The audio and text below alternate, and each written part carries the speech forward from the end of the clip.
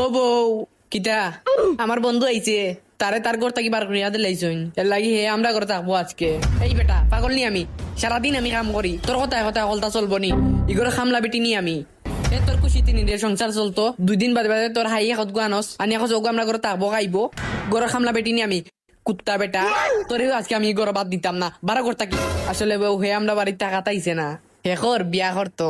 এখন বউ জিনিসটা কিতাও দেখাইলাম আনিয়া, বুঝছো নি বন্ধু? ওলা ডেইলি খেট খেট শোনা লাগবো, পার মুখর খাওয়া লাগবো।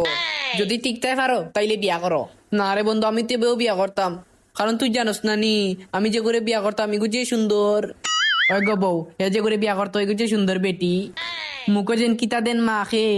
ও যে সুন্দর নানি সোনার চান কিতা দে দেখতাই নি মুখো উবাও দেখাই খান্দা তাও খান্দা তাও। That was legitness.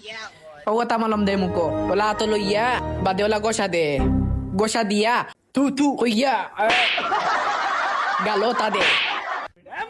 তোরে তুই লইতো না, তোর তো আমার আমার টাকা নিয়ে থাকবো। বিয়ার মায়েরে বাপ, আমি আর বিয়া করতাম না, যাই কি বন্ধু। বর্তমানে স্বামী নির্যাতন একবারে কমন হয়ে গেছে। ইস, আমার জামাই তারে আজকে বেশি মারি লিছি।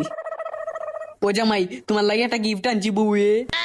কিতা ও বাবা নিয়ে দিলাম, দেখি খাল না গিয়ে কিতা আনিয়া দে আমারে। ও দেখো ও চশমা খান আনছি তোমার লাগি, যে সুন্দর, কত টাকা দিয়ে আনছো? আরে না, কালকে আমি 20,000 টাকা দিয়ে কান শাড়ি লইছিলাম নানি, ও শাড়ি খানোর লগে ও চশমা খান গিফট দিছে। ও নো, ও চশমা খান বিন্দু তুমি